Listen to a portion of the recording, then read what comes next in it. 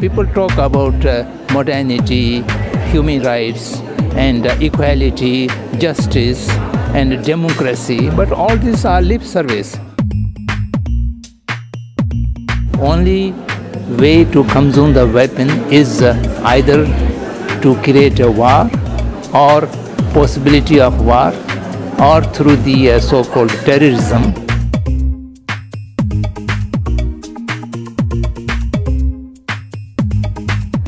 Professor Samdhong Rinpoche, in your talk you mentioned that we live in a world of consumers and not of users. What does it mean?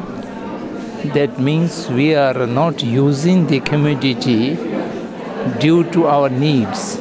We are just consuming the commodities out of our greed, and that greed has been exploited by the producers, and they decided what we need and how much we consume the things, they would be considered better human being. So therefore, use is always been based on the need, and consumption is based on the greed. So we are now living in a world of greed.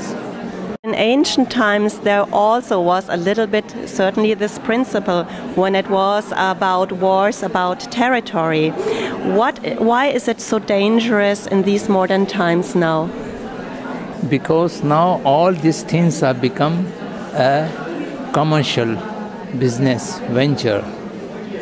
There are a lot of weapon industries, and the weapon industry is the most profitable industry.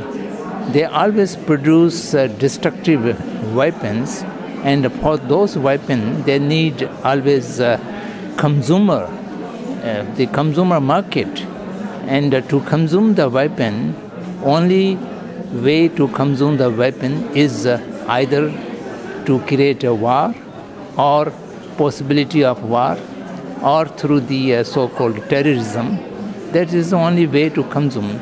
If there is a peace or there is an end of war, then the industry's production will not be have a continuity of their market. To have a continuity of their market, they need to consume the productions all the time. And for that, unending war, unending terrorism, and use of the weapons all the time. So therefore, it is a commercial business, so there's no purpose of winning or losing. It is only for the purpose of consuming the goods. So you're saying that wars are also created to create markets. That's very... Yes, that I have said. For example, certain wars which can be won very easily. I remember the Vietnam War in my lifetime, and it was dragged for about 19 years. And if they wish to win, that can be won within 24 hours. Or they wish to withdraw, they can do it within 24 hours. But for dragging the war on and on was not for the purpose of winning, not for the purpose of withdrawing, but only to consume the weaponry or the productions and to keep its market on. So that is very unfortunate things of today. We have organizations like the United Nations, which should help in these issues. You mentioned that even in these organizations, it's more about rights. But as I understood, we have to look at our duties. Yes. Can you summarize for our audience what your point was about that? United Nations is one of the organizations most undemocratic and totalitarian organization. I don't know why the humanity is accepting this kind of organization. For example, UN has almost 200 member nations. I think 192 member nations at present. But all the decisions are being taken by one nation. And yet all the other nations accept it. And this is one of the most dictatorial organization, and people talk about modernity, human rights, and equality, justice, and democracy, but all these are lip service. the biggest organization of the world, UNO, has no democracy, no equality, no justice, but we still maintain this. And on the contrary, they have a so-called Universal Declaration of Human Rights. And after declaration of that document, much human rights violation have happened in the world. If China is violating human rights and Myanmar is violating human rights, no one has a courage to say something. And for the last 60 years, the most violation of human rights, unprecedented violation of human rights are taking place in the People's Republic of China.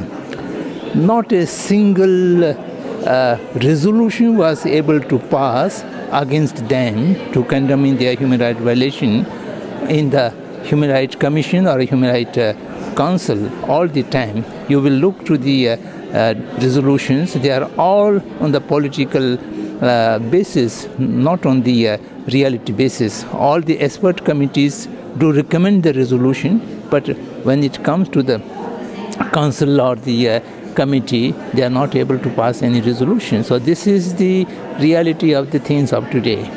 You were former prime minister of the Tibetan community, so you really have an insight on this. But when you say so, me as a private person, I hear so many things similar like this on the news. What can I, as an individual, being part of this modern world, what can I do, like really very pragmatically, where should I start?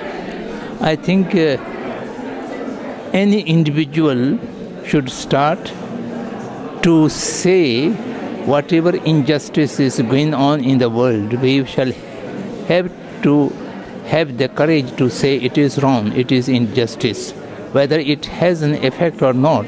But we shall have to dissociate ourselves with those injustice doers. And secondly, we try to create an awareness among the humanity what is right and what is wrong, not carried by only the conventions or only the big powers.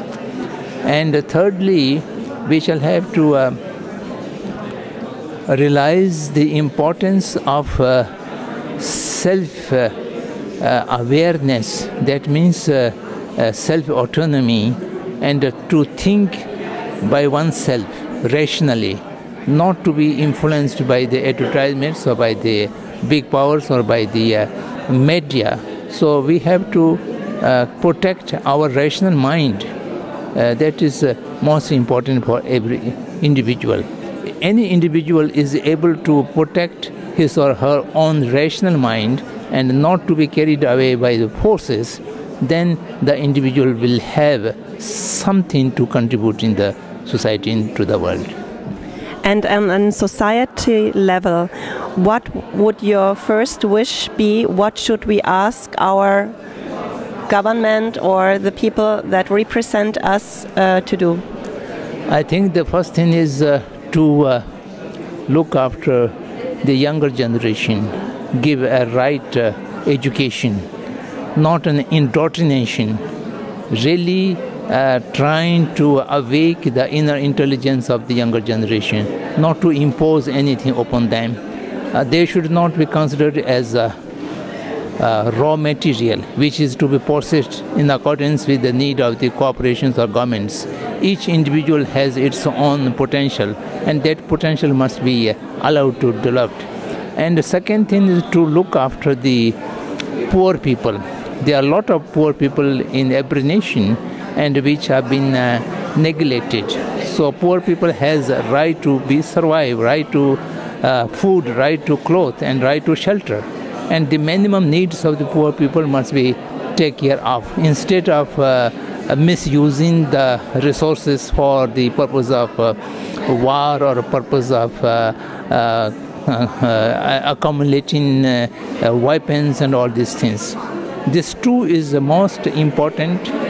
Right education to the younger generation, and necessity for the necessities of the poor people, their health, their children's education, their shelter, their food, their clothes, that must be provided by the state. This is, I think, most important.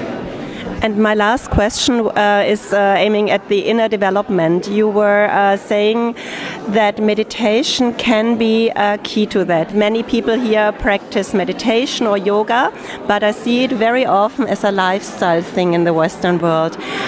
What is the difference how you practice meditation, so that can help me to get a little bit in this direction?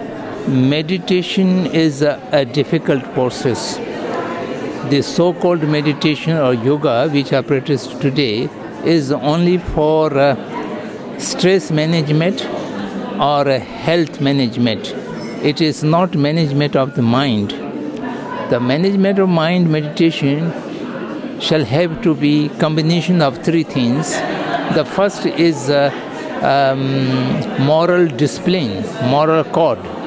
And people must live a right lifestyle. And if you don't have any moral discipline, your mind can never be meditative. First, you have to be observe a certain degree of physical and vocal discipline. And thereafter, your meditation must be a training of mind, not the dulling of mind. It should not be oriented for stress or worry management. It should be the real developing the power of concentration and the power of analyzation. This is the real object of the meditation. And thereafter, the wisdom, the praja, will awake automatically. If you have a shield, the first state, this moral discipline, and then you have samadhi, the concentrated mind, and then you will able to awake your inner wisdom. Inner wisdom cannot be put from outside. You have your own inner wisdom. You have to be try to awake that inner wisdom. That is the purpose of meditation. Unless and until you are able to awake the inner wisdom, just in as meditative posture, it will not help you much.